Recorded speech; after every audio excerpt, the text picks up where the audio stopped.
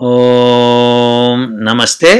నేను doctor Venkata Chaganti, president Vedas world Inc. ఇప్పుడు మీరు అడిగిన ప్రశ్నలకి జవాబులు ఇవ్వడానికి ప్రయత్నం చేస్తాను. రాఘవేంద్ర రాహుల్ కుమార్ ఈయన అడిగిన ప్రశ్న ఏంటంటే, ఎన్నిసార్లు సృష్టి జరిగింది, ఎన్నిసార్లు లయం జరిగింది, ఎట్లా? రాఘవేంద్ర రాహుల్ కుమార్ గారు, దయచేసి మీరు ఒకటి అర్థం చేసుకోండి. మీరు ఇంగ్లీష్లో అన్న రాయండి, లేకపోతే తెలుగులో అన్న రాయండి. కానీ తెలుగుని ఇంగ్లీష్లో ఇట్లా రాశారనుకోండి, కొన్నిసార్లు కష్టం అవుతుంది చదవటం. అందుకని దయచేసి మీరు తెలుగులోనే రాయండి, లేకపోతే ఇంగ్లీష్లో ఉన్న క్వశ్చన్స్ వేయండి. అది నాకు సులభం అవుతుంది. సరే, ఎన్నిసార్లు సృష్టి జరిగింది, ఎన్నిసార్లు లయం జరిగింది, ఎట్లా? సృష్టి ఎన్నిసార్లు జరిగింది, లయం ఎన్నిసార్లు జరిగింది అన్నది లేనే లేదండి. ఎందుకంటే సృష్టి తర్వాత లయము, లయం తర్వాత సృష్టి, ఇది కంటిన్యూస్ ప్రాసెస్ అండి. దీనికి ఆది అంతం లేదండి. కాబట్టి దీనికి జవాబు లేదండి. అసలు ఆది అంతం లేని దానికి జవాబు ఏముంటుందండి? ఇప్పుడు అనంతుడు అన్నాం అనుకోండి పరమాత్ముడిని. అనంతుడు అంటే ఎంత ఉంటాడండి, ఎంత సైజు ఉంటుందంటే అర్థం లేదన్నమాట. ఎందుకంటే అనంతుడు అంటే అంతము లేనిది. ఇక మన బుద్ధికి అది అందదు అని చెప్పడం అన్నమాట ఇంకది. సో అలానే సృష్టి ఎన్నిసార్లు జరిగింది, ఎన్నిసార్లు లయం జరిగింది అని ఉండదు. ఎందుకంటే సమయం అన్నది సృష్టి జరిగిన తర్వాత వచ్చేది. కాబట్టి మనము ఎన్నిసార్లు అన్నది లెక్క పెట్టాలి అంటే మనము సృష్టి బయట ఉండాలి. కాబట్టి మనం లెక్క పెట్టేది కాదు ఇది. అది కంటిన్యూస్ ప్రాసెస్. ఇక ఇది ఎన్నో సృష్టి. ఇప్పుడు సృష్టిల్లో ఎన్నో సృష్టిలు ఉన్నాయని కొన్ని పురాణాలు రాస్తూ ఉంటాయి అన్నమాట. సో ఇప్పుడు ఇది మనకి శ్వేతవరాహ కల్పము అంటుంటాం అనమాట. సో అలాంటివి చాలా ఉంటాయన్నమాట. సో పేర్లు అవి అంతే. కానీ దానికి మనము ఎన్నో సృష్టి అని చెప్పడానికి లేదు. ఎందుకంటే సృష్టి తర్వాత లయము, లయం తర్వాత సృష్టి, సృష్టి తర్వాత లయము, ఇది ఒక కంటిన్యూస్ ప్రాసెస్. ఇదేదో మానవుడు పుట్టి పెరిగి ఎన్నేళ్ళు పెరిగాడు, 100 సంవత్సరాలు పెరిగాడు, 100 సంవత్సరాల దాకా బతికున్నాడు, ఆ తర్వాత చనిపోయాడు అంటే అప్పుడు దానికి ఉంటుందన్నమాట. కానీ అనంతమైన వాటికి, ఆది అంతం లేని వాటికి సమయం ఉండదండి. ఎన్నోదిగో నంబర్ కూడా ఉండదండి. ఇప్పుడు కాకపోతే మీరు అడిగిన దానిలో మన్వంతరాలకు వస్తే ఇది సప్తమే వైవస్వత మన్వంతరే అని చెప్తాం అనమాట. అంటే మన్వంతరాలు, ఒక సృష్టిలో 14 మన్వంతరాలు ఉంటాయి. ఇప్పుడు జరుగుతున్నది 7వ మన్వంతరం అనమాట.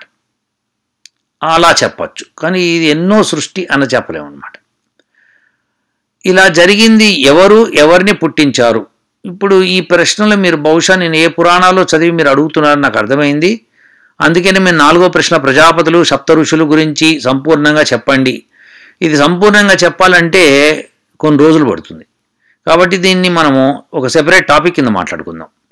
సో సృష్టి ఎలా జరిగింది, ఎవరిని పుట్టించారు అని నాకు ఏమీ లేదు. పరమాత్ముడే అందరినీ పుట్టించాడు, అందులో సమస్య లేదు. అయితే మీరు అనుకున్నట్టు ప్రజాపతులు ఉన్నారు, ప్రజాపతుల ద్వారా రకరకాల జీవులు బయటకు వచ్చాయి అని చెప్పడం మన పురాణాల్లో ఉంటుంది. దాని గురించి విపులంగా మనము తర్వాత మాట్లాడదాము. ఇది చిన్న ప్రశ్న కాదు కాబట్టి. తర్వాత ప్రతి వారికి 3 ఋషులు ఉంటారు కదా, ఆ ముగ్గురికి ఒకరితో ఒకరు ఏమవుతారు? ఈ ప్రశ్న కూడా మనము ఋషుల గురించి మాట్లాడేటప్పుడు చెప్పుకుందాం. ఇకపోతే కాశీ మరి శాశ్వతమా? అయితే అక్కడ ప్రయోగాలు చేస్తే ఎన్ని సృష్టిలు అయినాయి అనే విషయం తెలుస్తుందా? కాశీ శాశ్వతం అని ఎవరు చెప్పారండి? భూమే శాశ్వతం కాదు. సో మనకి శాశ్వతం కాదండి, ఏది శాశ్వతం కాదండి. అలా చెప్తారు. కాశీ అంటే ఎందుకు శాశ్వతం అని చెప్తారంటే, ఒక జీవికి దాని యొక్క జీవిత కాలము మానవుడి కాలంతో కొలిస్తే 2 సెకండ్లే బతుకుతుంది అనుకుందాం. ఏదన్నా ఒక సూక్ష్మజీవి 2 సెకండ్లు బతికేస్తుంది. కానీ దానికి 2 సెకండ్లు చాలా పెద్ద కాలం. మరి మనకు 2 సెకండ్లు అసలు కాలమే కాదు. అలాంటప్పుడు అంటే కాలమే, కానీ మనకి మన జీవిత కాలంతో సరిపోలిస్తే 2 సెకండ్లు ఏమాత్రం సమయం కాదు. సో అలా కాశీ కూడా చాలా కాలం దాకా ఉంటుంది అని చెప్పడానికి శాశ్వతం అని చెప్తారనమాట. సో ఆ సూక్ష్మజీవికి ఏదైతే 2 సెకండ్లే బతుకుతుందో దాంతో కంపేర్ చేస్తే మనం శాశ్వతం అన్నమాట. ఎందుకంటే ప్రతిరోజు ఎన్ని సెకండ్లు ఉంటాయి లెక్కేసుకుంటే 60 × 60 × 24. అప్పుడు దానిలో 2 సెకండ్లు అనేది ఎంత సమయం, ఎన్ని వేల సార్లు వస్తుంది? కొన్ని వేల సార్లు వస్తుంది. దాదాపు 42,300 సార్లు వస్తుంది 2 సెకండ్లు. సో అలాంటివి ఒక నెలలో ఎన్ని వస్తాయి, ఒక సంవత్సరంలో ఎన్ని వస్తాయి, 100 సంవత్సరాలు ఎన్ని వస్తాయి? ఇలా చూసుకుంటే ఆ జీవికి మన జీవితకాలం శాశ్వత కాలం అన్నమాట. సో అది అలా కంపేర్ చేసుకోవాలి. అట్లనే కాశీ శాశ్వతం కాదు. అక్కడ ప్రయోగాలు చేస్తే ఏమీ తెలియదు. ఎక్కడ ప్రయోగాలు చేస్తే అక్కడే చేస్తుండే, ఎక్కడ అవకాశం ఉండి ఏ ప్రయోగం ఎక్కడైతే వీలవుతుందో అక్కడ చేస్తాం. ఏ మెటీరియల్స్ ఎక్కడ దొరుకుతాయో అక్కడ ప్రయోగాలు చేస్తాం. కాబట్టి ఇది మీకు రాఘవేంద్ర రాహుల్ కుమార్ గారు, మీరు పురాణాలు బాగా చదివేస్తున్నారు, అందులో మిమ్మల్ని బాగా విచలితం చేస్తున్నాయి. చాలా విషయాలు కల్పితాలుగా ఉంటాయన్నమాట. మనం వేదం ప్రకారం తీసుకుంటే కనుక వేదంలో కాశీ ఉండదండి. వేదంలో కాశీ ఎట్లుంటుందండి? వేదము సృష్టికి సంబంధించింది, ప్రతి మానవుడికి సంబంధించింది. కాబట్టి కాశీ ఉండదండి వేదంలో. కాబట్టి ఈ విషయాలన్నీ కూడా మనం వేద ప్రకారం చూసుకుంటే కనుక మానవులు రచించిన వాటిలో కొన్ని కల్పితాలు ఉంటాయి. వాటిని మీరు అనవసరంగా ఎక్కువగా ఊహించుకోకూడదు. ఒకటి. రెండోది ఏంటంటే మనము కొంత లాజిక్ ఉపయోగించడం జాగ్రత్తగా ఉపయోగించాలి. పురాణాల్లో చాలా సత్యాలు ఉంటాయి, కొన్ని అసత్యాలు ఉంటాయి. ఆ కొన్ని సత్యాలని మనం జాగ్రత్తగా సెపరేట్ చేయాలి. సో సెపరేట్ చేయడానికి బాగా వాటిని వేదం అధ్యయనం చేసిన వాళ్ళ దగ్గర ఆ విషయాలు తెలుస్తాయి అన్నమాట. సో అందుకని మీరు అనవసరంగా ఇట్లాంటి అపోహలకు రాకండి. నాకు అర్థమవుతున్నది, చాలామందికి ఇది కన్ఫ్యూషన్గా ఉంటుంది. ఎందుకంటే ఏదో గొప్పగా ఊహిస్తారు, ఏదేదో జరిగిపోతుంది అనుకుంటారు. కానీ అలాంటివి ఏం లేదు. కాశీ మామూలుగా ఒక పట్టణమే అది. కాబట్టి దానికి ఒక విశిష్టత ఉంది, డౌట్ లేదు అందులో. ఆ విశిష్టతని మరీ ఎక్కువ విశిష్టత చేయకూడదు మనం కూడా. దేవనాగరి లిపి ఎట్లా వచ్చింది, ఎప్పటిది? దీన్ని మనం చెప్పాలంటే వేదంలోంచే దేవనాగరి లిపి వచ్చిందండి. అది ఎప్పటిది అంటే వేదం పుట్టినప్పటి దగ్గర నుంచి అండి. వేదము భగవంతుడు 4 ఋషులకి ఇచ్చాడు. అది ఇచ్చి దాదాపు 196 కోట్ల సంవత్సరాలు అయిందని లెక్కలు కట్టారు. కాబట్టి అది అప్పటిది అని అనుకోవాలి. తర్వాత దేవనాగరి సనాతనమైతే ఈ యూరోపియన్ స్టడీస్ ఇదేదో భాషలు మనకన్నా ముందు ఉన్నవి చదివిస్తున్నారే. అవునండి, ఇదంతా కూడా వీళ్ళు ఎవరు మిలిటరీగా స్ట్రాంగ్గా ఉంటే వాళ్ళ భావజాలాన్ని ఎదుటి వాళ్ళ మీదకి రుద్దుతారు. అలానే దేవనాగరి సనాతనమైన ఈ యూరోపియన్స్ మన దేశంలోకి వచ్చిన తర్వాత వాళ్ళ మతాలని వాళ్ళ భాషని మన మీద రుద్దడానికి ప్రయత్నం చేసి ఆ కార్యక్రమంలో భారతదేశంలో ఉన్న చదువుల్ని, ఆ సిస్టమ్ని బాగా దెబ్బతీసేసి వాళ్ళ స్టడీస్ మనకి రుద్దారు. కాబట్టి మనం ప్రస్తుతము అవే చదువుకుంటున్నాం. అందుకనే సనాతన ధర్మం గురించి తెలవాలంటే మొట్టమొదట మనం సంస్కృతం నేర్చుకొని ఆ సంస్కృతం ద్వారా గ్రంథాలు ఎక్కడెక్కడ ఉన్నాయో భారతదేశంలో అవన్నీ చదువుతూ మన ఋషులు రాసిన వాటిని మనం ప్రయోగాత్మకంగా తెలుసుకుంటే అప్పుడు వాళ్ళు చెప్పింది తప్పు అని అర్థమవుతుందండి. అప్పటిదాకా మీరు నేను ఏమీ చేసేది లేదు. ఇప్పుడు అమెరికా వాళ్ళు ఏది చేస్తే ఇండియా వాళ్ళు అది చేస్తారు. ఎందుకంటే అమెరికా ఇప్పుడు మిలిటరీ బేస్, పెద్ద మిలిటరీ కంట్రీ, దానికి స్ట్రెంగ్త్ ఉంది, డబ్బు ఉంది. వాళ్ళే టీవీలు మీడియాలు కొనేస్తారు, వాళ్ళు చెప్పినట్టు న్యూస్ పేపర్లు రాయగలుగుతాయి. ఇవన్నీ జరుగుతుంది. ఎప్పుడైతే భారతదేశం ధనవంతమై భారతదేశం తను కరెక్ట్గా పరిపాలించుకునే సమయం వస్తుందో అప్పుడు ఇవన్నీ తిప్పికొట్టగలుగుతాం అనమాట. అప్పటిదాకా ఇలాంటి అసత్యాలని వాళ్ళు ప్రయోగిస్తూనే ఉంటారు, అది జరుగుతూనే ఉంటుంది. అది అమెరికా చేసిందని అంటలేదు, యూరోపియన్స్ చేశారు మొదట్లో. ఆ తర్వాత ఇక అట్లా సైన్స్ కొనసాగుతూ పోయింది. ఆ విధంగా వాళ్ళు చెప్పడం మొదలుపెట్టారు. కాబట్టి మీరు అనవసరంగా దాని గురించి బాధపడకండి. దేవనాగరి సనాతనమే, డౌట్ లేదు అందులో. అది నేను అందుకనే అనేకమైన వీడియోల్లో అనేకమైన మంత్రాల ద్వారా అనేకమైన ప్రయోగాల ద్వారా మేము ప్రయత్నం చేస్తున్నాము. కాబట్టి వేచి ఉండండి. అన్ని సత్యాలు తెలవడానికి సమయం పడుతుంది కదా. ఒక రోజులో మనం అదేదో అన్నప్రాసన సమయంలోనే ఆవకాయ తినిపించినట్టు చేయలేం కదండి. అందుకని వెయిట్ చేయాలి. తర్వాత అగ్రికల్చర్ ఎప్పటిది? 10,000 years ముందు అని స్కూల్స్లో చెప్తున్నారు, నిజమేనా? తప్పండి. అగ్రికల్చరల్ కొన్ని లక్షల సంవత్సరాల క్రితమే, కోట్ల సంవత్సరాల క్రితం నుంచి ఉంది. ఇది వీళ్ళకి తెలియదు. వాళ్ళు ఏంటంటే మానవులు పుట్టి వాళ్ళు ఎలా లెక్క పెడుతున్నారంటే, ఇప్పుడు మానవుడు పుట్టి అంటే మానవుడు కింద కోతి నుంచి మానవుడు వచ్చాడు కదా, ఆ మానవుడు వచ్చి ఫస్ట్ 5,000 సంవత్సరాలు అయిందన్నారు, తర్వాత 50,000 అన్నారు, తర్వాత 1,00,000 అన్నారు, ఇప్పుడు 1,50,000 2,00,000 అయి ఉండొచ్చు అంటున్నారు. మొన్ననే ఏదో ఒక కపాలం దొరికిందని చెప్పి 2.5 లక్షల నుంచే మానవుడు ఉన్నాడని చెప్తున్నారు. ఇలా వాళ్ళకి నోటికి ఏది వస్తే చెప్తున్నారు. ఎందుకంటే వాళ్ళు మేము ప్రయోగాలు చేస్తున్నాం, మాకు ఇది బోధపడుతోంది అంటున్నారు. అంటే వాళ్ళు ఇక మనం చెప్పిన 196 కోట్ల సంవత్సరాల క్రితం మానవుడు పుట్టాడని చెప్పి తెలుసుకునేదాకా వాళ్ళు ఇలా చెప్తూనే ఉంటారు, మనం వింటూనే ఉండాలి. కాబట్టి అప్పుడు కూడా అగ్రికల్చర్ ఎప్పటి నుంచో ఉంది. వీళ్ళకి ఏంటంటే ఏదో మానవుడు గుహలోంచి వచ్చాడు, గుహలో ఉన్నప్పుడు 2 చెకుముక్క రాళ్ళని టికి కొట్టి వాడు వాటిని అగ్ని నుంచి కనుక్కున్నాడు, అప్పుడు అక్కడి నుంచి ఇది వచ్చింది అది వచ్చిందని సొట్ట కబుర్లు అని చెప్తున్నారు. అవి వినండి, మీరు జాగ్రత్తగా వినండి, పక్కన పెట్టండి. ఇదంతా అది వాళ్ళు ఒక సిస్టమ్ ఏర్పరచుకున్నారు, ఒక ఎడ్యుకేషనల్ సిస్టము, ఒక జర్నల్స్ పెట్టుకున్నారు, వాటిలో పబ్లిష్ చేసుకుంటున్నారు, అవే సత్యాలని చెప్తున్నారు. కాబట్టి వాటినే మనం స్టడీస్లో చదువుకుంటున్నాం. కాబట్టి ఎక్కువ మంది అదే మాట్లాడేటప్పుడు సత్యం అయిపోతుంది అనమాట. అంటే అసత్యాన్ని ఎక్కువ మంది ప్రొపగేట్ చేసేస్తే ఏమవుతుంది, అదే సత్యమై కూర్చుంటుంది అనమాట. కానీ సత్యం ఎప్పుడు సత్యమేనండి, ఎప్పటికైనా బయటికి రావాల్సిందే. సో మీరేం కంగారు పడకండి. అగ్రికల్చర్ కొన్ని కోట్ల సంవత్సరాల క్రితం. తర్వాత అగ్ని మొదటి నుండి ఉన్నదేగా.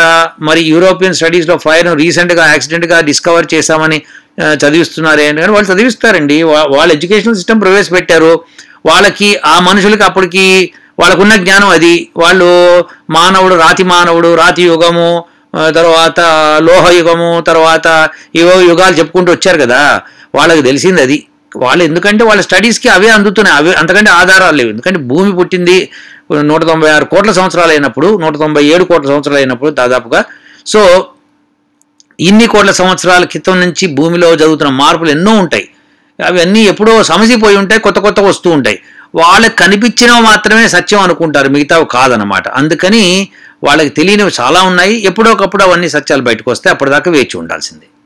తర్వాత 11వది మోడర్న్ సైన్స్ ప్రకారము ఇది ఎన్నో సృష్టి. మళ్ళీ మొదలుకు వచ్చారు మీరు. మోడర్న్ సైన్స్కి సృష్టిలు లేవండి బాబు. వాళ్ళకి అసలు ఇది సృష్టి జరిగింది ఫస్ట్ టైమే అనుకుంటారు. ఇక సృష్టి అంతమైపోయి మళ్ళీ సృష్టి వచ్చిందని అనుకోవట్లేదు. ఇప్పుడు ఈ మధ్యనే వాళ్ళు కూడా నమ్మకం మొదలుపెట్టింది వాళ్ళకు కూడా. ఏమనంటే ఈ సృష్టి తర్వాత మళ్ళీ సృష్టి అంతం అవుతుంది. ఇప్పుడు బిగ్ బ్యాంగ్ థియరీ ప్రకారం వాళ్ళు ఇప్పుడు ఎక్స్పాండ్ అవుతుంది అంటున్నారు. అట్లనే తర్వాత కొన్నాళ్ళకి కాంట్రాక్ట్ అవుతుంది, అంటే కుంచుకుపోతుంది, మళ్ళీ ఎక్స్పాండ్ అవుతుంది, మళ్ళీ కుంచుకుని వాళ్ళకి అర్థం అవుతుంది ఇప్పుడిప్పుడే. కాబట్టి వాళ్ళకి నాకు తెలిసేదాకా నేను పట్టిన కుందేలకు 3 కాళ్ళు అని మూర్ఖులు అంటారు కదా, అట్లా కొంతమంది అట్లనే వెళ్లాడుతూ ఉంటారు. దాన్ని మనం కూడా, ఎందుకంటే వాళ్ళు ఏమంటారంటే మాకు కనిపించిందే మేము సత్యంగా నమ్ముతా ఉంటున్నారు, కాబట్టి అదే వాళ్ళు అలానే జరుగుతుంది. కాబట్టి మోడర్న్ సైన్స్ ప్రకారం ఇప్పుడు ఇది ఒకటే సృష్టి అనమాట.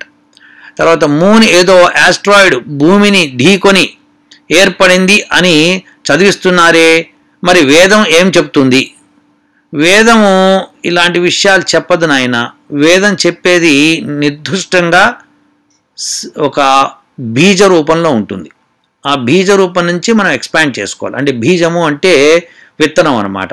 ఒక విత్తనాన్ని మనము భూమిలో నాట్యమనుకోండి, దానికి నీళ్లు పోసి కాస్త దానికి పోషణ ఇచ్చి అది పెరిగిన తర్వాత చిన్న మొక్కయి దాన్ని పెద్ద వృక్షంగా మారి ఫలాలు ఇచ్చేదాకా మనం దాన్ని పోషిస్తూ ఉండాలి. మరి అలానే వేదమంత్రాలని అలా ఎక్స్పాండ్ చేసుకుంటూ పోవాలి. కాబట్టి భూమిని ఢీకొని ఏర్పడి ఉండొచ్చు. భూమి ఏదో ఆస్ట్రాయిడ్ భూమిని ఢీకొని అప్పుడు చంద్రుడు ఏర్పడి ఉండొచ్చు, డౌటే లేదు, అందులో తప్పే ఉంది, ఏర్పడి ఉండొచ్చు. కానీ అది ఎప్పుడు జరిగింది? భూమి ఏర్పడేటప్పుడే ఈ మార్పులన్నీ జరిగినాయి. సూర్యుడు, భూమి, నక్షత్రాలు, గ్రహాలు అన్నీ ఏర్పడుతున్న సమయంలో ఒక్కొక్కటి మార్పులు చెందుతూ ఏర్పడి ఉండొచ్చు, తప్పేం లేదు అందులో. కాకపోతే అది వేదం ఎలా చెప్తుంది, ఇలా జరుగుతుంది అని చెప్పినప్పుడు వేదమంత్రం ఏం చెప్తుందంటే ఇలా సూర్యుడి నుంచి భూమి పుట్టింది, భూమి నుంచి రకరకాల పుట్టినాయి అని చెప్పదు. చెప్తుంది రకరకాల భూములు పుట్టినాయి అని చెప్తుంది అంతే. అది ఏ భూమి ఏమిటి అన్నది మనం తెలుసుకోవాలి అంతవరకే. వాటి గురించి వివరాలు ఉంటాయి, కాకపోతే దాన్ని మనము ప్రయోగాల ద్వారా లేకపోతే మనం కాస్త అనాలిసిస్ చేసి తెలుసుకోవాలన్నమాట. ఋషులు రాసిన సంహితల గురించి చెప్పండి. అందులో బల్బు, బ్యాటరీ, కరెంట్ ఎక్సెట్రా గురించి మన వాళ్ళు ముందే చెప్పారంట కదా బాబు. నాయన రాహుల్ కుమార్ గారు, మీరు ఒకటి అర్థం చేసుకోవాలి.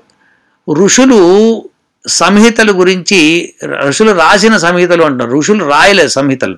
సంహితలు అంటే ఇక్కడ వేదం అన్నమాట. వేదాన్ని పరమాత్ముడిచ్చాడు. ఋషులు వాటిని వాళ్ళ శిష్యులకి చెప్పుకుంటూ పోయారు, వాళ్ళ శిష్యులు ఇంకో శిష్యులకి చెప్పుకుంటూ పోయారు.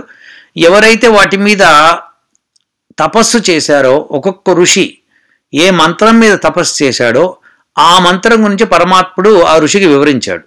దాన్ని అతను వ్యాఖ్యానం కింద రాస్తాడనమాట. ఇప్పుడు బల్బు, బ్యాటరీ, కరెంట్ అన్నది అవును ఎప్పుడో మన వాళ్ళు రాశారు, కానీ బల్బు, బ్యాటరీ, కరెంట్ అని రాయలేదు. వాళ్ళు రాసే భాషలో వాళ్ళు రాస్తారు, అది మనం తెలుసుకోవాలి. విద్యుత్తు అని రాస్తారన్నమాట కరెంట్ని. సో ఇప్పుడు బ్యాటరీని ఏ విధంగా రాసుంటారు మీరు అర్థం చేసుకోవాలి, అట్లనే బల్బుని ఏ విధంగా రాసుంటారు అర్థం చేసుకోవాలి. రాశారు. అయితే ఏమిటి, ఎన్నో యుగాలు గడిచినప్పుడు ఎన్నో విషయాలు సమసిపోతాయి, మళ్ళీ కొత్తగా పుట్టుకొస్తూ ఉంటాయి. అది అంతేనండి, అదొక సైకిల్ అన్నమాట. కాబట్టి ఇందులో చింతించవలసింది ఏమీ లేదు. అక్కడ మన ఋషులు ఎన్నో విషయాలు రాశారు. మనం వాటి తర్వాత ఇప్పుడు నేను చెప్పాను కదా, ఏ కంట్రీకి మిలిటరీ స్ట్రెంగ్త్ ఉంటుందో వాళ్ళు ఇంకో కంట్రీని ఆక్యుపై చేసినప్పుడు ఆ దేశంలో ఉన్న యొక్క ఎడ్యుకేషన్ని, కల్చర్ని డెస్ట్రాయ్ చేసి వాళ్ళ కల్చర్ని అవి తీసుకొచ్చి ముందు పెడతారు. అప్పుడు మన ఋషులు రాసిన సత్యాలు అవన్నీ ఎక్కడో మూల పడిపోతాయి, మరుగున పడిపోతాయి అన్నమాట. సో ఇప్పుడు మనం వాళ్ళ చదువు మనం చదువుకున్నాం. నాకు చిన్నప్పుడు బాగా జ్ఞాపకం అండి, నేను 7వ తరగతిలో ఉన్నప్పుడు అనుకుంటా, నాకేం చెప్పారంటే ఎవరికన్నా శరీరం కాలితే నవనీతం పొయ్యాలి అని చెప్పారు.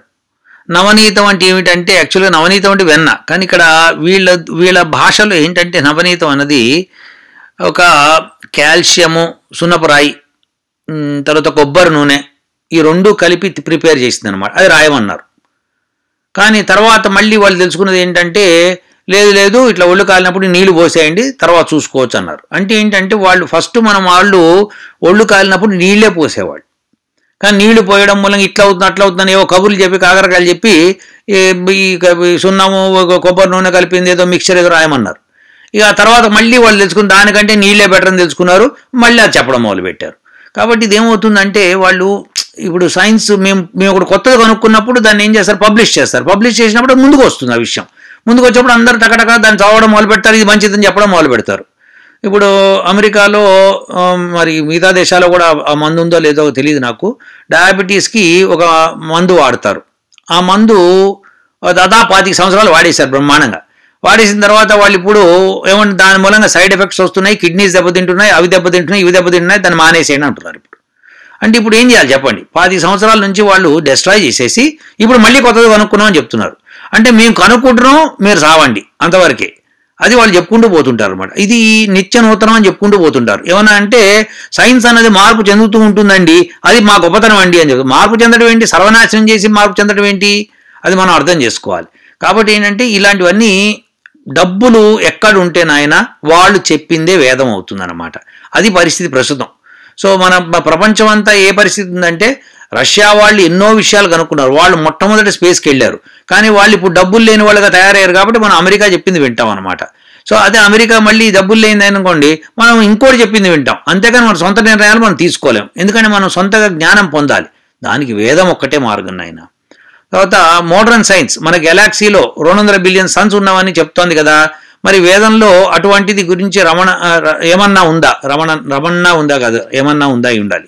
సో అయితే 200 బిలియన్ సన్స్ ఉన్నాయని వాళ్ళ అంచనా, ఇది ఒక అంచనా అండి. ఇప్పుడు ఒకసారి ఏ సైంటిస్ట్ని అడగండి, విశాఖపట్నం సముద్ర తీరంలో ఎన్ని ఇసుక రేణువులు ఉన్నాయి, ఏం చేస్తాడు, సింపుల్గా ఒక గ్లాస్ తీసుకెళ్తాడు, ఒక గ్లాసులో కొన్ని ఇసుక రేణువులు వేస్తాడు, అన్ని ఇసుక పోస్తాడు, వాటిని లెక్క పెడతాడు. అవి 1,00,000 వచ్చినాయి అనుకుందాం. అప్పుడు అటువంటి గ్లాసు ఇసుకలో ఎన్ని ఉంటాయి మొత్తం విశాఖపట్నం బీచ్లో అని ఒక ఎస్టిమేట్ చేస్తారు. దాంతో మల్టిప్లై చేసి రమారమి ఇంత అని చెప్తారు. అంతేకాని గెలాక్సీలని లెక్క పెట్టింది లేదు నాయన, అప్రాక్సిమేషన్ ఇవన్నీ. కాబట్టి మన వేదంలో అయితే ఉందండి, ఏమనుందంటే అనంత కోటి అని ఉంది. అంటే ఇక అసలు లెక్క పెట్టలేనన్ని మనం లెక్క పెట్టలేమన్నమాట, లెక్కలేలన్నీ అని ఉన్నాయి అన్నమాట. సరే, మీ 15వ ప్రశ్న, వేదం నేర్చుకోవడానికి పిలక, సైన్స్ ప్లస్ యజ్ఞోపవీతం ఉండాలా? ఈ సైన్స్ అంటే ఏంటో మనకు తెలియదు, పిలక యజ్ఞోపవీతం ఉండాలా? ఈ సైన్స్ అనేది మరి ఇదేమిటి పదం, తెలుగు పదమా ఇంగ్లీష్ పదమా ఏమిటి అసలు, అది నాకు తెలియదండి.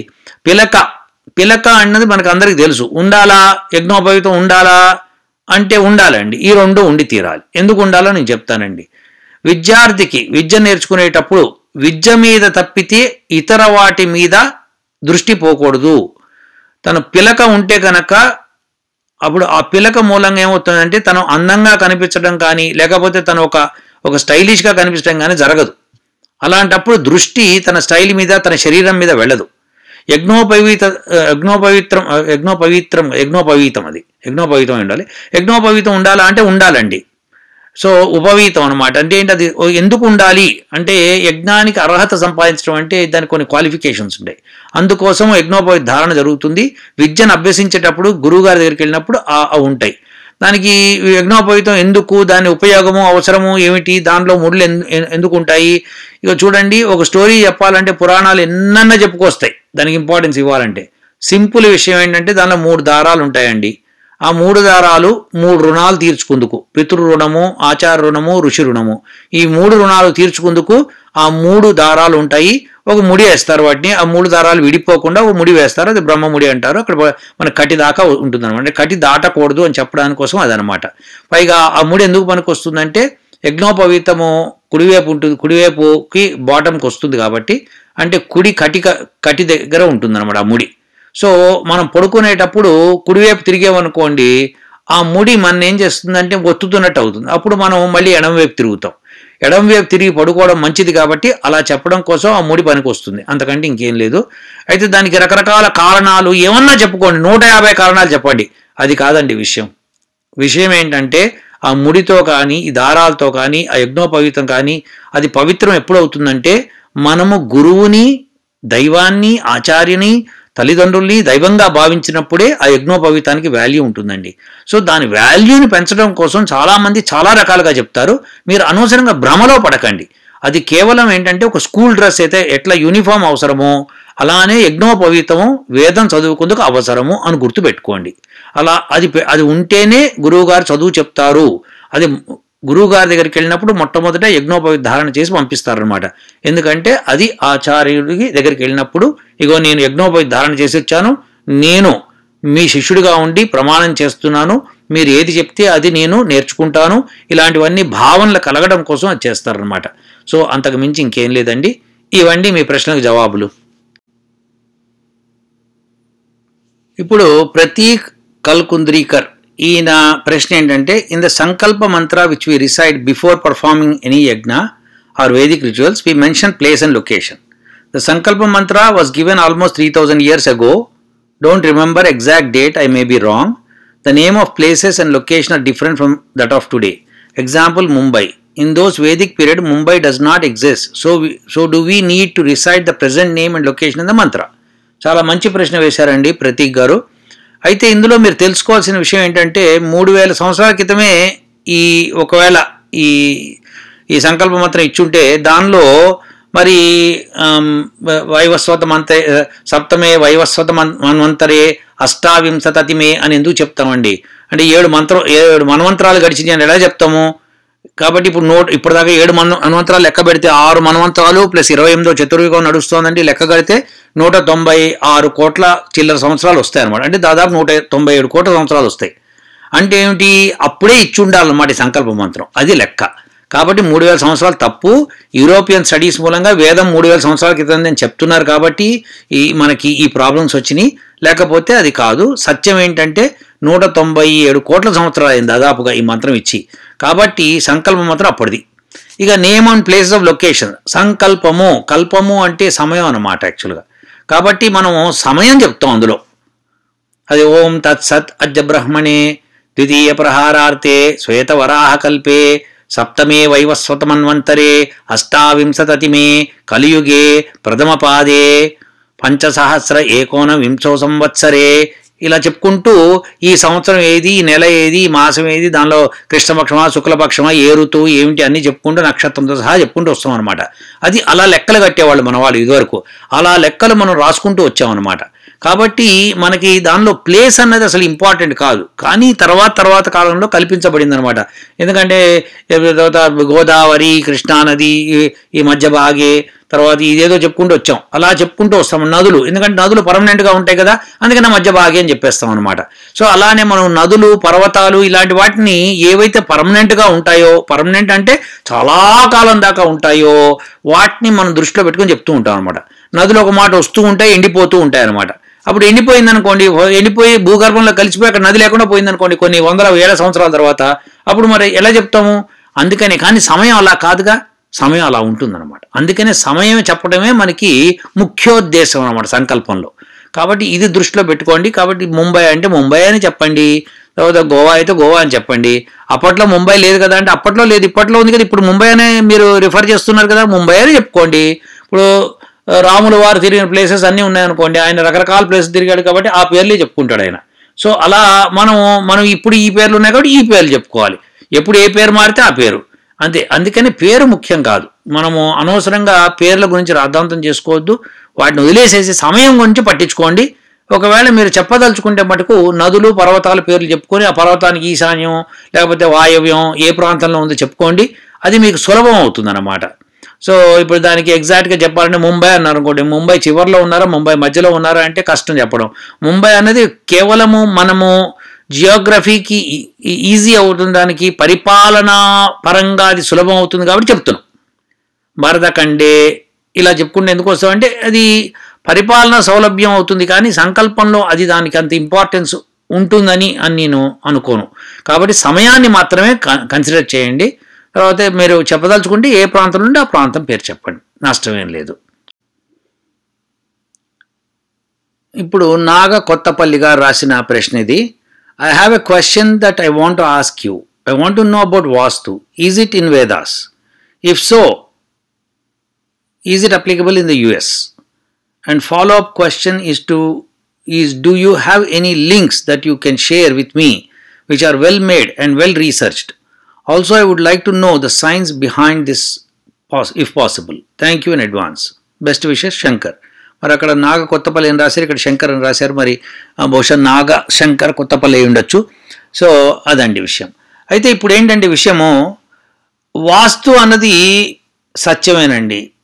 కాకపోతే వాస్తు ఇప్పుడు వీళ్ళు చెప్తున్న వాస్తు ఇప్పుడు ఏదైతే ఉందో అది చాలా మటుకు కల్పితాలు అయిపోయిందండి.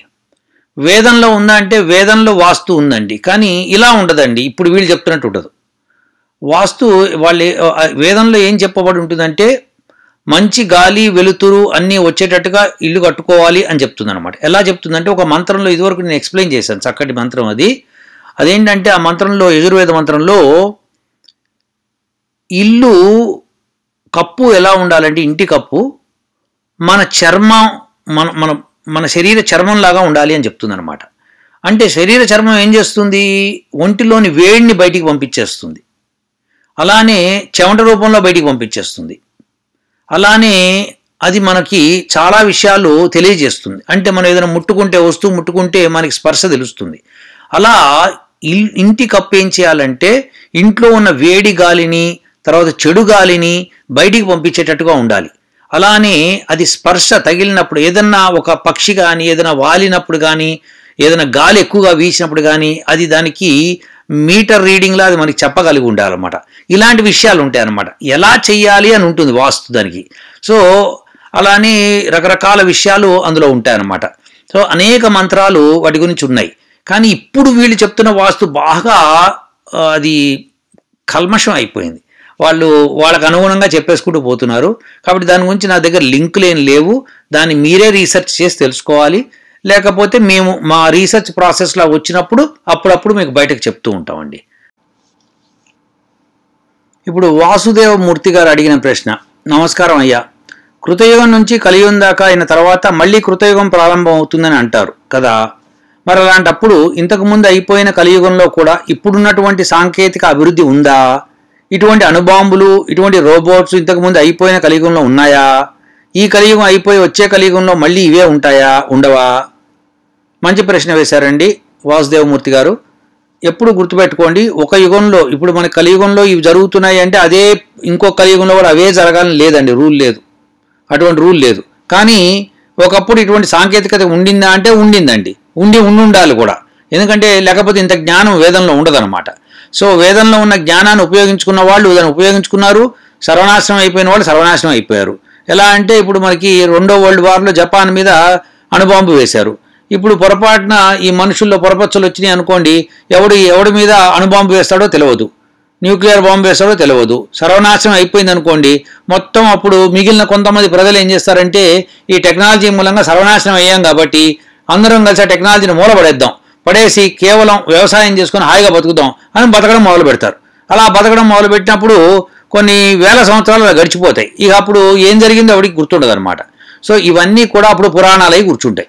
సో తప్పకుండా ఉండుంటాయి, కానీ మనం నిరూపించలేము. ఇప్పుడు అవేమన్నా మళ్ళీ అట్లాంటి అవశేషాలు ఏమైనా దొరికితే తప్పితే మనం నిరూపించలేం, కానీ ఖచ్చితంగా ఉంటాయండి, సందేహమే లేదు.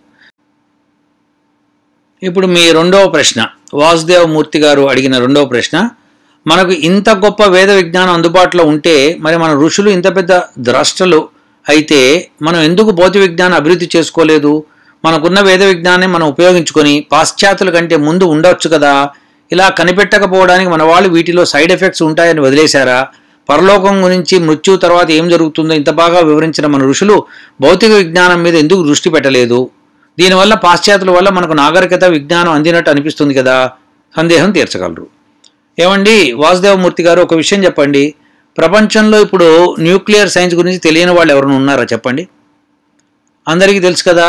మరి భారతదేశము న్యూక్లియర్ బాంబులు, అణుబాంబులు తయారు చేసేయచ్చుగా విపరీతంగా. అలానే కంప్యూటర్స్ గురించి అందరికీ తెలుసు కదా, మనం ఎందుకు తయారు చేయలేకపోతున్నాం మరి చెప్పండి? ఇప్పుడున్న మోడర్న్ సైన్స్ అందరూ నేర్చుకుంటున్నారు కదా, అందరూ స్కూళ్ళకి వెళ్తున్నారు, పెద్ద పెద్ద ఇన్స్టిట్యూషన్ ఐఐటి అని చదువుకుంటున్నాం కదా, మరి మనం ఎందుకు చేయలేకపోతున్నాము చెప్పండి మీరే. ఇప్పుడు మనం ఋషుల సంగతి వదిలేద్దాం, ఇప్పుడు మనం ఎందుకు చేయలేకపోతున్నాం అది చెప్పండి. కాబట్టి ఇప్పుడు ఒక దేశం ఉందనుకోండి, అమెరికా ఉంది, వాళ్ళే ఎందుకు అభివృద్ధి చెందుతున్నారు, మరి మిగతా వాళ్ళు ఎందుకు అభివృద్ధి చెందట్లేదు అంతగా? లేకపోతే వాళ్ళు చెందేసరి ఇక మనం చెందలేమా? ఆఫ్రికా ఎందుకు చెందలేకపోతోంది? ఇంగ్లాండ్, అమెరికా అంటే ఎందుకు విజ్ఞానం సంపాదించలేకపోతోంది? రష్యా బ్రహ్మాండంగా వెలిగింది కదా ఒక రోజున, మరి ఎందుకు పడిపోయింది? చైనా వాళ్ళు ఇప్పుడు ఎందుకు పైకి వస్తున్నారు? పాకిస్తాన్ ఎందుకు రాలేకపోతోంది? అందరి దగ్గర ఈ టెక్నాలజీ ఉంది, అందరికీ సబ్జెక్టులు, అందరికీ పుస్తకాలు విపరీతంగా దొరుకుతున్నాయి, ఏ వస్తువు కావాలంటే వస్తువు కొనుక్కుంటే వచ్చేస్తుంది. మరి ఎందుకు వాళ్ళు అభివృద్ధి చేయలేకపోతున్నారు చెప్పండి ఒకసారి? మన భారతదేశం ఎందుకు ఏది తయారు చేయలేకపోతుంది ఈ రోజున? అన్ని విషయాలు ఉన్నా కానీ ఎందుకు చేయలేకపోతున్నారు చెప్పండి? కారణం ఒకటేనండి, ఎవరైతే మిలిటరీ బేస్ ఉంటుందో, ఎవరైతే సైనిక శక్తి మొట్టమొదట పెంపొందించుకున్నారో, ఎవరు ఇంకొకళ్ళ మీద అజమాయిషి చేయగలుగుతున్నారో వాళ్ళ చేతుల్లోనే ఉంటాయి, వాళ్ళ దగ్గరే ధనం ఉంటుంది, వాళ్ళే ఇంకొకళ్ళని శాసించగలుగుతున్నారు. ఇప్పుడు ఒక కంపెనీ అమెరికా నుంచి వచ్చి ఇండియాలో కంపెనీ ఎస్టాబ్లిష్ చేస్తున్నారు. భారతదేశంలో శ్రేష్ఠులు లేరా? వ్యాపారస్తులు లేరా? వాళ్ళకి చేత కాదా? మీరు చెప్పండి. ఇందులో ఏంటంటే మనం తెలుసుకోవాల్సింది, అక్కడ ఎవరైతే దాన్ని శాసిస్తూ ముందుకు వెళ్ళారో వాళ్లే దాన్ని కంట్రోల్లో పెట్టుకుంటున్నారు. అలా మన భారతదేశంలో ఋషులు ఎప్పుడూ కంట్రోల్లో పెట్టుకోలేదు. వాళ్ళు కంట్రోల్లో ఒకటే పెట్టుకున్నారు, వేదం చదవడానికి, చదివించడానికి అర్హత సంపాదించుకోమన్నారు. అలా వాళ్ళకి చెప్పారు. అంతేకాకుండా వేదము విజ్ఞానానికి అందరికీ అందుబాటులోకి వెళ్ళి అందరికీ లాభాలు వచ్చేటట్టుగా చేయమన్నారు, కానీ నీ సొంత ప్రయోజనాలకు చేసుకోమని చెప్పలేదు. అందుకని మన వాళ్ళు దాన్ని భౌతిక విజ్ఞానం ఎంత పెంపొందించినా ఈ విషయం కంటే మనకి ఇంకో జ్ఞానం అవసరం నాయనా, అదే పరజ్ఞానం అన్నమాట. అంటే పరమాత్ముని గురించి తెలుసుకోవాల్సిన జ్ఞానం, అదే యాక్చువల్గా విద్య అంటారనమాట. ఇదంతా కూడా అవిద్యనే అన్నమాట. అవిద్య అంటే అదిదో విద్య కాకపోవడం కాదు. అవిద్య అంటే ఏదైతే ప్రపంచంలో మనం తెలుసుకోవాల్సింది ఉందో అది వదిలిపెట్టి మిగతాదంతా తెలుసుకుంటాం, అది అవిద్య అన్నమాట. పరమాత్మను గురించి తెలుసుకొని మోక్షం పొందడమే మానవుడి యొక్క పుట్టుకకు కారణం అన్నమాట. అది కాకుండా మిగతావన్నీ చేయడాన్ని అవిద్య అన్నారు మన వాళ్ళు. అది సంగతి అండి. కాబట్టి ఈ విషయం తెలిసింది కదా. మన వాళ్ళు ఋషులు పూర్తిగా భౌతిక విజ్ఞానం సంపాదించారు. అందుకే రాముడు అనేక అస్త్రాలని ప్రయోగించగలిగాడు. మహాభారత యుద్ధంలో కూడా అనేక అస్త్రాలు ప్రయోగించబడ్డాయి. సో ఈ విషయాలన్నీ కూడా మనకు ఆ గ్రంథాల ద్వారా తెలుస్తుంది. అలానే వేదంలో ఎంత భౌతిక జ్ఞానం సంపాదించుకోండి అని చెప్పారు. అలానే వ్యాపారం చేయటం కూడా దుర్మార్గంగా ఉండకూడదండి. దుర్మార్గమైన వ్యాపారం ఉంటుంది చూసారా, అది ఇప్పుడు పాశ్చాత్య దేశాలు చేస్తున్నాయి. అందుకనే ప్రపంచంలో చాలా అశాంతి పెంపొందించబడింది. ఇప్పుడు మిడిల్ ఈస్ట్లో కానీ ఆఫ్రికాలో కానీ అనేకమైన యుద్ధాలు జరుగుతున్నాయి. అవసరమేముందండి అని మీరు ఒకసారి ఆలోచించండి. ఆ యుద్ధంలో నష్టపోయారనుకోండి, వాళ్ళ కల్చరు, వాళ్ళకి ఎడ్యుకేషన్ సిస్టమ్ అన్నీ నష్టపోతాయి. అప్పుడు ఏమవుతుంది, ఇగో మీకోసం ఇది చేస్తున్నాం అని. తెలుగులో ఒక సామెత ఉంది, పిర్రగిచ్చి జోలపాడమన్నారు. అంటే వాడికి ఏదో కష్టం తీసుకురావటం, అదిగో మేము సహాయం చేసేస్తున్నాం బో అని లబలబా వచ్చేసి సహాయం చేసినట్టుగా వాడి దగ్గర నుంచి లాభాలు పొందేయటం. ఇప్పుడు చెప్పండి, మన భారతదేశంలో ఒక రాష్ట్రం వాళ్ళు వేరే కంట్రీ నుంచి లోన్లు తీసుకొస్తున్నారు. ఎందుకు తీసుకొస్తున్నారండి చెప్పండి? ఆ యొక్క పొలిటీషియన్స్కి లాభాలు కావాలి కాబట్టి, వాళ్ళు డబ్బులు సంపాదించుకోవాలి కాబట్టి. మిగతా ప్రజలకి ఆ జ్ఞానం అందట్లేదండి. మనం సరిగ్గా అర్థం చేసుకోవాల్సింది ఏంటంటే, భారతదేశానికి ఉన్న కెపాసిటీ ప్రపంచంలో ఏ దేశంకు ఉందో అంతకంటే ఎక్కువనే ఉంది. కానీ మనం దాన్ని సద్వినియోగపరచట్లేదు. ఇప్పటికైనా సద్వినియోగపరిస్తే మనం మన విజ్ఞానాన్ని బయటికి వెలికి తీసేయవచ్చు అనమాట. అది సంగతి. కాబట్టి ఎప్పుడైనా ఋషులు దాని జ్ఞానాన్ని పంచినప్పుడు వాళ్ళు శిష్యులకి ఇచ్చారు. ఎవరికైతే విజ్ఞత ఉంటుందో వాళ్ళకే ఇవ్వమని చెప్పారు. అందుకనే మన మొట్టమొదటి నుంచి మన భారతదేశం శాంతి కామకంగా ఉండింది. బాగా గుర్తుపెట్టుకోండి, భారతదేశం ఏ దేశం మీద దండయాత్ర చేయలేదు. వేరే దేశాలు మన దగ్గరికి ఎందుకు వచ్చాయంటే మనం అభివృద్ధి చెందాం కాబట్టి. ఈ రోజున భారతదేశం నుంచి అమెరికాకి ఎందుకు అందరూ వెళ్తున్నారు? అమెరికా అభివృద్ధి చెందిందన్న దృష్టితో, అక్కడ పైసలు ఉన్నాయి దృష్టితో. అలానే ఒకప్పుడు భారతదేశం బాగా వెలిగిపోయింది కాబట్టి వాళ్ళంతా వచ్చి చేరారు. ఎప్పుడైతే వచ్చి చేరారో ఆటోమేటిక్గా పెద్ద పెద్ద విషయాలు జరిగిపోయినాయి. కాబట్టి మనం అనవసరంగా మన ఋషుల విజ్ఞానం మీద కానీ వేదం మీద కానీ ఎటువంటి అనుమానం పెట్టుకోవద్దండి. ఇప్పుడు ఆశాలత యలమంచి, న్యూజెర్సీ, యుఎస్. తెలుగు పౌరాణికులు తమ ప్రవచనములలో యుగములు 4 అని చెప్పి ఉన్నారు కదా. అటులైనచో ప్రతి యుగములోనూ వచ్చే అవతారములు ఒకే రకంగా ఉంటాయా? చతుర్యుగ కాల విభజనపై మీ అభిప్రాయం తెలుపగలరు. ఇప్పుడు ఈ చతుర్యుగ కాలం విభజన నేను చేసింది కాదండి, ఇది ఋషులు చేశారు. కాబట్టి మనము ఋషులు ఏ దృష్టితో చేశారు, ఎంత సైంటిఫిక్గా ఆలోచన చేశారు అన్నది మనం ఆలోచిస్తే మనకు బాగా అర్థమవుతుంది. దాని గురించి ఒక వీడియో నేను మళ్ళీ చేస్తాను. కాకపోతే ఇక అవతారాలు ఒకే రకంగా ఉంటాయా అన్నది మీ ప్రశ్న. అసలు అవతారాలు అన్నవి మీరు ఎలా ఊహించుకుంటున్నారో నాకు తెలియదు మరి. ఎందుకంటే గొప్ప గొప్ప పురుషులు ఎప్పుడైతే పుడతారో, లేదా గొప్ప స్త్రీలు ఎప్పుడైతే పుడతారో వాళ్ళని అవతారాలుగా ఎంచుతున్నారు అన్నమాట. ఎందుకంటే వాళ్ళని ఇంకా మనుషులు లెక్క కట్టలేకపోతున్నాం. అంటే ఇప్పుడు రాముడు ఉన్నాడు అనుకోండి, ఆయనకున్న గుణగణాలు మీరు ఒకసారి తీస్తే సామాన్య మానవుడికి కానీ ఎంత పెద్ద రాజైనా అటువంటి వాళ్ళకి లేవు. అటువంటి గుణాలు అసలు మానవుడికి సాధ్యమా అన్నట్టుగా ఉంది. కాబట్టి సాక్షాత్తు భగవంతుడి అవతారం అని చెప్తుంటారు అనమాట. అలానే ఇప్పుడు కృష్ణుడి మీద, ఇప్పుడు రీసెంట్గా మనకి గాంధీ మీద కూడా ఆయన కూడా అవతారం కింద లెక్క కట్టేస్తున్నారు. మీరు తెలుసో లేదో, మీకు ముంబైలో అది మనకి అదేదో సినిమా వచ్చింది కూడా, అదేదో గాంధీ మీద. దానిలో ముంబైలో ఒక పెద్ద లైబ్రరీ ఉంది, అందులో అన్ని పుస్తకాలు గాంధీ మీద ఉన్నాయి. ఒక మనిషి జీవించింది ఎంతకాలం, ఆ జీవించిన కాలము, ఆ 80-90 సంవత్సరాలు జీవించిన కాలాన్ని అనేకమైన పుస్తకాలు రాయగలిగారు. అంటే ఎన్ని పుస్తకాలు రాశారంటే ఒక లైబ్రరీ అంతా ఆయన మీద ఉంది. అంటే దీని అర్థం ఏంటి? ఆయన గురించి చెప్పలేనన్ని విషయాలు చాలా ఉన్నాయి. అంటే ప్రతి నిమిషం ఆయన లైఫ్లో జరిగింది రాసినా కానీ అన్ని పుస్తకాలు తయారవుతాయని ఒక ప్రశ్న ఉదయిస్తుంది అనమాట. కాబట్టి ఒక మనిషి గురించి అంత గొప్పగా చెప్పడంతో ఇక మామూలు మనుషులకి అబ్బా ఇది మనకు సాధ్యం కాదురా బాబు, మనం చేయలేము అనుకుంటారు చూసారా.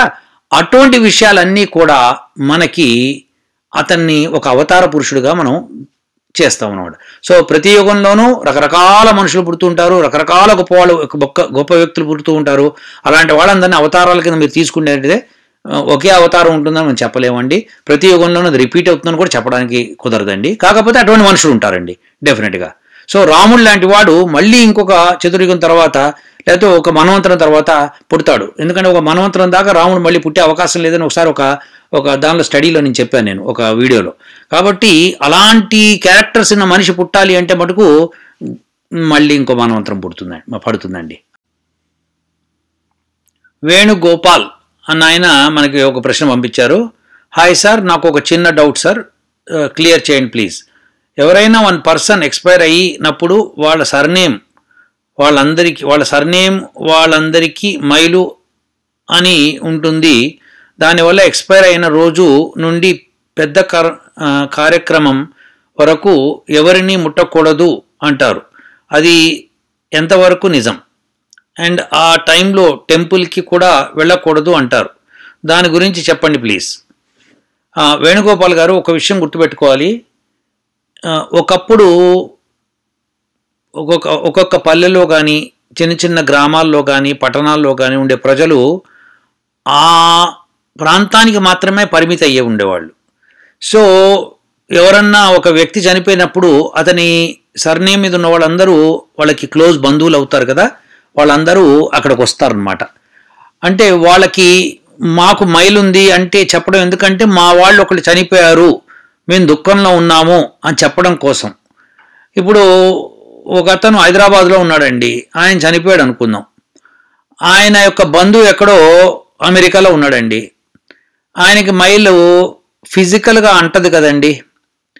కాకపోతే ఆయన అయ్యో నా బంధువు చనిపోయాడు, దుఃఖంలో ఉన్నాను అని చెప్పడం నాకు మైలు ఉంది అంటే, ఇప్పుడు నీ బంధువు చనిపోయినా కానీ నువ్వు ఆనందంగా నువ్వు పార్టీలకి ఫంక్షన్లకి వెళ్తున్నావు అనుకో, అప్పుడు నీకు ఆ బంధువు ఎట్లా అవుతాడు చెప్పండి? అవ్వడు కదా. సో నా బంధువు చనిపోయాడు అనుకున్నప్పుడు నేను కొంత సంతాపం అయితే వెలిబుచ్చాలి కదా. సంతాపం వెలిబుచ్చే వాళ్ళకి గుడితో పనే ఉంటుందండి. గుడి, బడి ఇలాంటి వాటితో పని ఉండదు. అప్పుడు ఆ సమయంలో వాళ్ళు బాగా బాధల్లో ఉంటారు. అలాంటి సంబంధ బాంధవ్యాలు ఒక రోజున ఉండినాయి. ఈ రోజున కొద్ది కష్టంలేండి. ఒకవేళ అమెరికా నుంచి భారతదేశానికి వెళ్ళాలి, అయ్యో మా బంధువు చనిపోయాడు చూడ్డానికి వెళ్ళాలంటే పాపం ఇక్కడ ఉద్యోగాలు చేస్తున్న వాళ్ళకి సెలవులు దొరక్కపోవచ్చు, వీసా ప్రాబ్లమ్స్ ఉండొచ్చు, అదొకటి. సరే, భారతదేశంలో ఉన్నా కానీ హైదరాబాద్లో చనిపోతే ఢిల్లీలో ఉన్న వాళ్ళు హైదరాబాద్కి వెళ్ళాలంటే అయ్యో ఇప్పుడు వెళ్ళాలా, రేపు నాకు ఈ ప్రాజెక్ట్ సబ్మిట్ చేయాలి, ఇది చేయాలి, అది చేయాలి అనేవో ఉంటాయి. అంటే ఈ రోజున అంతా వ్యాపారాత్మకమైన జీవితం గడుపుతున్నాం కాబట్టి మైల ఉండదులేండి. కానీ మైల ఉంది అంటే అర్థం ఏంటంటే నేను చింతిస్తున్నాను, సంతాపం వెలిబుచ్చుతున్నాను అని చెప్పడం కోసం మైల్ అని చెప్పారనమాట. సో ఆ రోజుల్లో ఏం చేశారంటే, అలా మైల్ ఉంటుందిరా నీకు, నువ్వెవరిని ముట్టకూడదు, నువ్వెవరిని చేయకూడదు అంటే వాళ్ళు భయం ఉండేది, ఒక దైవం అనే భయం ఉండేది. కాబట్టి వాళ్ళు గుడికి వెళ్తే ఏమైనా అవుతుందేమో, భగవంతుడు కోప్పడతాడేమో అన్న భయం ఉండేదన్నమాట.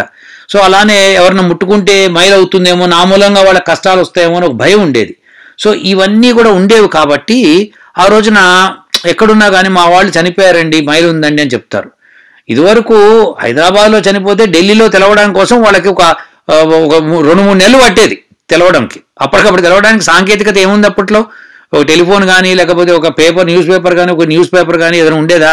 లేదా ఏమైనా ఉండేది? ఏమీ ఉండేది కాదు. కాబట్టి దగ్గర ఒకటే ప్రాంతంలో ఉండే వాళ్ళకి మాత్రమే ఆ మైలు ఉంటుంది, దూరం ఉండే వాళ్ళకి కాదు. మైల అంటే ఏం లేదు, మేము సంతాపం వెలిపిస్తున్నాం అని చెప్పడం కోసం అది ఆ రకంగా భయంతో చెప్తున్నారు కాబట్టి అది మైల అయింది. ముట్టుకోకూడదు, మమ్మల్ని ముట్టుకోకూడదు అంటే ఓకే వీళ్ళ ఇంట్లో ఎవరో చనిపోయారంట్రా అని తెలుసుకుందు కోసం అన్నమాట. అంతేకాని దాన్ని విపరీతంగా మనం చేసుకోకూడదండి. ఏమైనా ఎక్కువగా విపరీతంగా చేసుకోవడం అనేది అది మనకి సరిపోదండి. అది మనం వేదంలోంచి వేదం గురించి మాట్లాడే వాళ్ళము, వేదం చెప్పే సత్యాల గురించి తెలుసుకునే వాళ్ళం కాబట్టి వేదంలో ఇలా చెప్పబడలేదండి. ఇది కేవలం మన యొక్క సంస్కారాల కోసము మన పెద్దవాళ్ళు కొన్ని ఏర్పాటు చేస్తారు. అది ఎందుకు ఏర్పాటు చేస్తారు అనేది పెద్దవాళ్ళు ఒక జస్టిఫికేషన్ ఉంటుంది ఆ రోజున. ఆ రోజు జస్టిఫికేషన్ ఈరోజు చేయలేకపోవచ్చు. ఇప్పుడు ఈ రోజున మనము కొన్ని వేల మైళ్ళ దూరంలో ఒక్కొక్కళ్ళం పని చేసుకుంటున్నాం. కానీ అప్పట్లో ఒక గ్రామం అంటే ఆ గ్రామం వరకే ఉండేది కాబట్టి ఆ గ్రామంలోనే బంధువులంతా ఉండేవారు. ఇప్పుడు మా ఇంటి పేరు చాగంటి కాబట్టి చాగంటి అనే గ్రామం ఎక్కడైతే మనకు గోదావరి డిస్ట్రిక్ట్స్లో ఉందో అక్కడ ఆ ప్రాంతంలో ఉండేవాళ్ళు మా పూర్వీకులు. ఇప్పుడు నేను అక్కడ ఉన్నానా? లేను కదండి. కాబట్టి అలానే మీ యొక్క ఇంటి పేరు చూసుకోండి, ఆ ఇంటి పేరు ఎక్కడుందో తెలుసుకోండి, అది ఎక్కడుందో దాని ప్రకారం మీ వాళ్ళంతా ఎక్కడెక్కడెక్కడో సెటిల్ అయి ఉంటారు. ఇప్పుడు ఆ రోజు లేదు కదండి. కాబట్టి ఆ రోజుకి ఈ రోజుకి మనం కంపేర్ చేసుకోకూడదు. కాకపోతే ఏంటంటే మన బంధువులు ఎవరైనా పోయినప్పుడు మనం సంతాపం వెలిబుచ్చుతాం కాబట్టి ఆ సంతాపంలో ఉన్నప్పుడు ఎవరిని ముట్టుకోకూడదు అన్నప్పుడు మనం ఎటువంటి పార్టీలు కార్యక్రమాలు చేయకుండా నిదానంగా ఉంటాం కాబట్టి మనం ఆ ఆత్మకు శాంతి కలుగుతుంది అని మనం అనుకుంటాం కాబట్టి అలా చేయటమే మేలండి. అది నా ఉద్దేశం. ఎం మల్లయ్య: గురువుగారు నమస్కారం, నా పేరు ఈశ్వర్ కుమార్, మాది గుంటూరు. మరి ఇక్కడ ఎం మల్లయ్య అని ఉంది, మరి సరే నాకు అదే తెలియదులేండి. సరే, ఈశ్వర్ కుమార్, మాది గుంటూరు. వేదాల్లో విగ్రహారాధన చేయకూడదు అని ఉందా? విగ్రహారాధన చేయొచ్చు అని ఉందా? సమాధానం తెలుపగలరు. మంచి ప్రశ్న వేశారు మల్లయ్య గారు. సో ఇప్పుడు విగ్రహారాధన అసలు ఎందుకు చేసేవాళ్ళు ఏమిటి అన్నది పెద్ద ఒక ఒక వీడియో తీయచ్చు. దాని గురించి మనము చేద్దాము. వేదాలలో ప్రస్తుతం వేదాల్లో ఏముందో చెప్తాను నేను మీకు. వేదాల్లో పరమాత్ముడు నేను నా తస్య ప్రతిమాస్తి అని రాసుకున్నాడు ఆయన, అని చెప్పుకున్నాడు ఆయన. అంటే ఏంటంటే నేను ఒక మూర్తిలాగా నేను ఉండను, నాకు ఒక పరిమాణం లేదు. పరిమాణం లేదు అంటే కొలవలేవు నన్ను అని అర్థం అన్నమాట. అంటే కొలవలేనప్పుడు మరి నువ్వు ఎలా అవుతుంది చెప్పండి? ఆయన విగ్రహంగా ఎలా చూపించగలుగుతాం? చూపించలేం కదా. సో ఇక మరి విగ్రహంగా చూపించలేనప్పుడు మరి ఆరాధన ఎట్లుంటుంది? ఈ ప్రశ్న ఉదయిస్తుంది. కానీ మన వాళ్ళ పూర్వీకులు చాలా తెలివిగా, చాలా మంచి ఉద్దేశంతో విగ్రహాలని ఏర్పాటు చేయటం, ఆరాధన చేయవచ్చు అని చెప్పడం జరిగింది.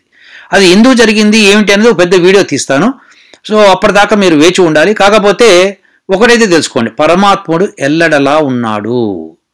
కాబట్టి మీరు విగ్రహంలో చూస్తున్నారా లేదా, ఆయనకు ఆ రూపం ఉందా లేదా అన్నది మనం పక్కన పెట్టి మనం వేదంలో ఉన్నట్టుగా వేద మంత్రాల్లో అర్థాలను తెలుసుకుంటూ ముందుకెళ్ళిపోదాం.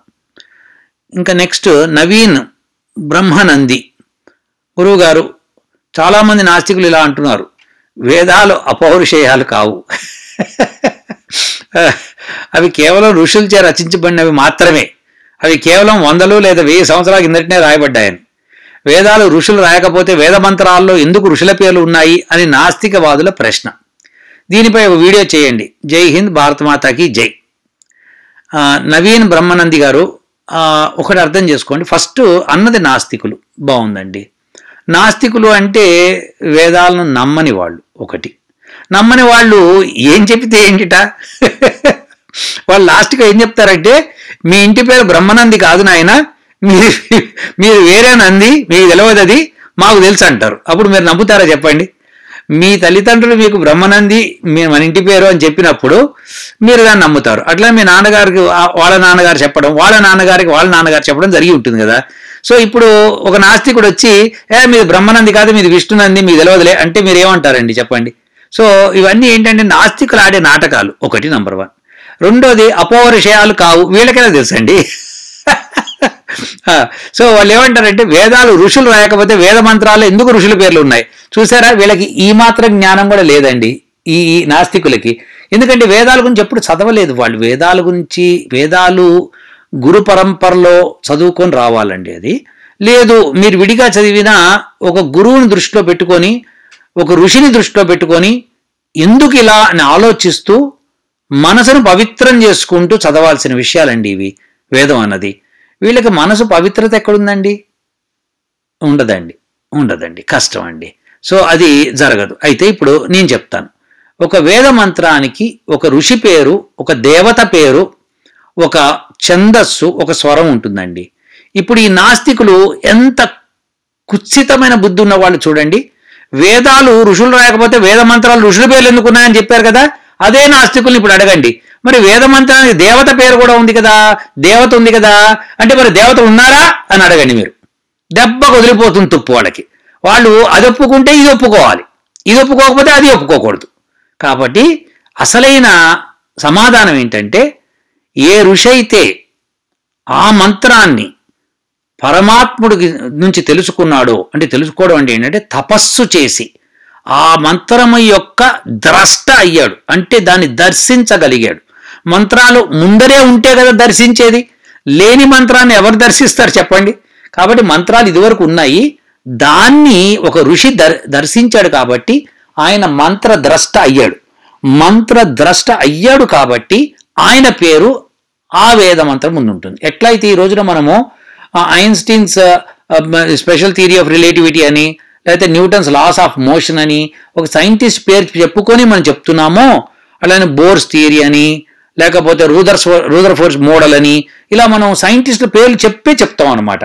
అంటే దాని అర్థం ఏంటంటే, మనము వాళ్ళని ఒక నమస్కారం పెట్టి మీరు ఇచ్చినందుకు మా సంతోషం అన్నట్లనే మనకు కూడా ఒక ఋషి పేరు ఉండటంలో, ఋషి ఆయన మంత్రాన్ని దర్శించాడు అంటే పరమాత్ముడు ఆ మంత్రాన్ని మొట్టమొదటి సృష్టి ఆదిలో 4 ఋషులు, అగ్ని, సూర్యుడు, వాయువు, అంగిరసుడు, ఈ 4 ఋషులకి 4 వేదాలు ఇచ్చాడండి. ఆ 4 ఋషులు తద్వారా మిగతా వాళ్ళందరికీ చెప్పడంతో వాళ్ళు ఆ మంత్రాలను వల్లె వేసుకుంటూ నెక్స్ట్ జనరేషన్ చెప్పుకుంటూ పోయారు.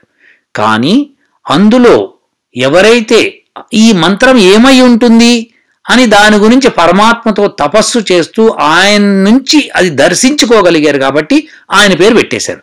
ఆయనే మొట్టమొదట ఆ యొక్క మంత్రానికి అర్థం చెప్పగలిగాడు కాబట్టి, అంతకు మించి ఇంకోటి లేదండి. ఎవరన్నా ఈసారి నాస్తికులు వేద మంత్రానికి ఋషి పేరుంది అని అన్నారనుకోండి, దేవత పేరుంది అంటే దేవతను ఒప్పుకుంటావా అని అడగండి. ఒప్పుకోనప్పుడు ఇలా నువ్వు చెప్పకూడదు అని చెప్పండి. వాళ్ళకి నేలకి నరం లేదండి, ఎటు పడితే అటు తిరుగుతుంది. కాబట్టి నాస్తికులు దుశ్చేష్టల్ని మీరు చక్కగా ఖండించండి. మీరు ఖండించలేకపోతే వేద పండితుల్ని అడగండి, వాళ్ళు చెప్పిన దాన్ని తీసుకొని ఖండించండి. అదండి. జై భారత్ మాతాకి నేను కూడా అన్నానండి. తర్వాత చంద్రశేఖర్ గారు, గురువు గారికి పాదాభివందనం. బాబు నాయన, నేను పెద్ద గురువుని కాదు, మామూలు మనిషిని. నేను కేవలము ఒక సైంటిస్ట్గా వేదాలను చదువుకుంటూ, నేను మోడర్న్ సైన్స్ చదువుకుంటూ అసలు వేదంలో ఏముందని తెలుసుకోగోరుతున్న వాడిని. కాబట్టి మీరంతా పెద్దవాళ్ళు, మీరంతా గొప్పవాళ్ళు, మీరు గొప్పవాళ్ళు అవ్వండి, అది నా కోరిక. గురువుగారు, scientific evidence for Ishwar gives Vedas అనే వీడియో తెలుగులో పెట్టగలరా? ఇంగ్లీష్ ఉంది కానీ 100% అర్థం కావటం లేదు. విశేషం ఏంటంటే ఆ వీడియోని తీసిన వీడియోగ్రాఫరు కాస్త దాని మీద సౌండ్ మీద ఎక్కువ దృష్టి పెట్టలేదు, దాంతో ఆ సౌండ్ అంతా పాడైపోయింది ఆయన. కాబట్టి దాన్ని తీయాలి అంటే అది ఆ రోజు ఒక 4 గంటల సేపు ఏకదాటిగా నేను దాన్ని ప్రసంగించాను. సో అది ఇప్పుడు మళ్ళీ దాన్ని తయారు చేయాలంటే చాలా టైం పడుతుంది. అయినా ప్రయత్నం చేస్తాను మీరు అడిగినందుకు. కానీ తెలుగులో చెప్పడం అన్నది చేయాలంటే మళ్ళీ ఆ వీడియోనంతా ప్రదర్శిస్తూ తెలుగులో నేను చెప్పాలి. కానీ అదంతా ఇంగ్లీష్లో స్లైడ్స్ ఉన్నాయి. నేను ఇంకొక ప్రయత్నం చేసి తప్పకుండా చెప్తాను ఆయన చంద్రశేఖర్ గారు. అదండి. Thank you. నమస్కారం. ఓ